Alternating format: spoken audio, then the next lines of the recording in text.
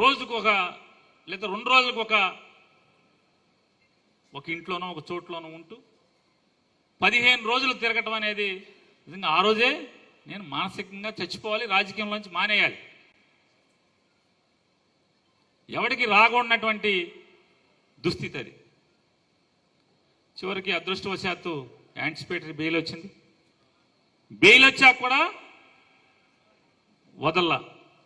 జనవరి 1 తారీఖున నా భార్యను పోలీస్ స్టేషన్కి పిలిచి 4 గంటల పాటు ఇష్టం వచ్చినట్టు మాట్లాడాడు సిఐ గారు.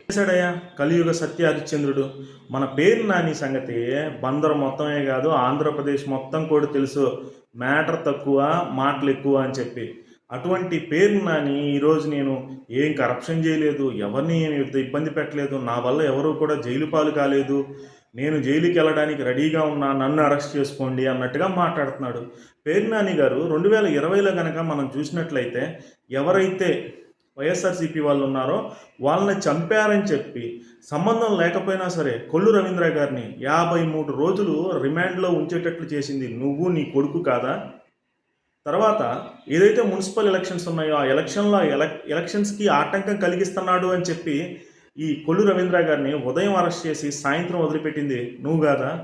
ఏదైతే మున్సిపల్ శాఖలో అవినీతులు అవన్నీ జరుగుతున్నాయని చెప్పి అక్కడికి వెళ్ళి ప్రశ్నించిన కొల్లు రవీంద్రని మళ్ళీ అరెస్ట్ చేయించింది పేరు నాని కాదా అని చెప్పి నేను అడుగుతున్నా. ఈ విషయం బందరు ప్రజలకే కాదు, ఆంధ్రప్రదేశ్ మొత్తం కూడా తెలుసు. నువ్వేమో ఈరోజు నేను అరెస్ట్ చేస్తున్నారు కాబట్టి ఒక సింపతి గేమ్ ప్లాన్ చేద్దామని చెప్పి. కరెక్ట్గా నాకు తెలిసి ఒక 100 మంది ఉంటారో ఉండరు నాకైతే కొద్దిగా డౌట్ ఉంది. ఒక 100 మంది లోపలే ఆ 100 మందిని వేసుకుని ఏదో సెంటిమెంటల్ డైలాగులు అయితే చెప్పేస్తా ఉన్నాం.